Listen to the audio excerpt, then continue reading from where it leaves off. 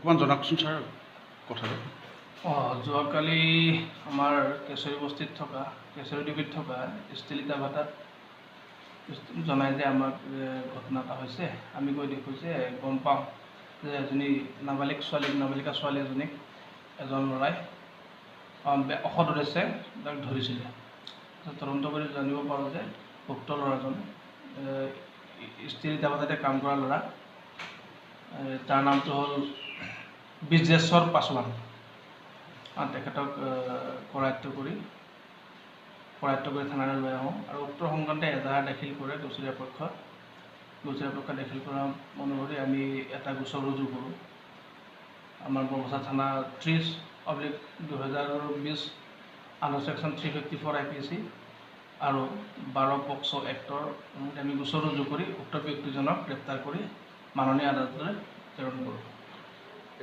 তেওঁৰ ঘৰ ক'ত আছিলে? তেওঁৰ ঘৰ সমষ্টিপুৰ ডিষ্ট্ৰিক্টত বিহাৰৰ আৰু তেখেতে বৰ্তমান ষ্টিল ইটা ভাটাত কাম কৰি আছে। তেওঁক এতিয়া জেল হাজতলৈ প্ৰেৰণ কৰা হৈছে? হয়, ইতিমধ্যে আমি প্ৰেৰণ কৰিছোঁ। এইটো ঘটনাটো 5টা মানৰ টাইমত হয়।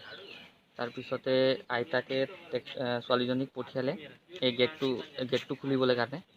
গৰু ছাগলী তাত চৰি থাকে। তাৰপিছতে গেটটো খুলিব যাওঁতে ছোৱালীজনীয়ে দেৰি কৰি দিলে। তাৰপিছতে আইতাকে বিচাৰি গৈছে। তাৰপিছত বিচাৰি যাওঁতে তাৰপিছত মাতিছে, তাক মাত দিছে আৰু মিনু বুলি। তাৰপিছত মিনু মাত দিওঁতে তাৰপিছত অঁ বুলি ক'লে, মুখত সি ধৰি থৈছিলে। তেতিয়া সৰুকৈ প্ৰথম মাত আহিলে বোলে।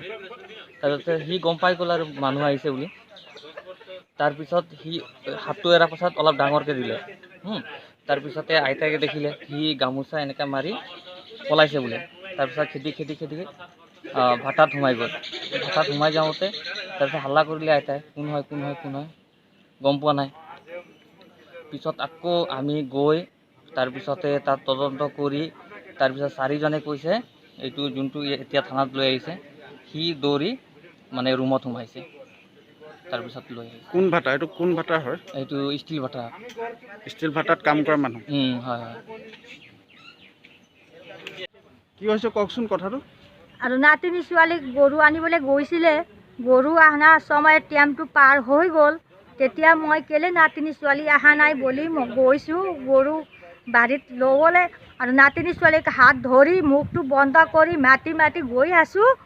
আৰু একবাৰ কৰি পেলাই মাত দিলে আৰু দোসৰাবাৰ মিনু বুলি পেলাই মাতিছোঁ, হজুৰ বুলি পেলাই ক'লে।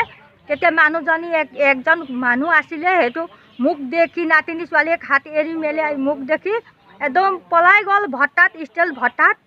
আৰু বিবিবাৰ ৰুমৰ পৰা পাৰ হৈ পেলাই গায়ব হৈ গ'ল মানুহ। মই ইমান কুদি গৈছোঁ তাৰ পিছে মুখটো ঢকাই পেলাই পলালে সিজনী। মানুহজন ধৰিছে?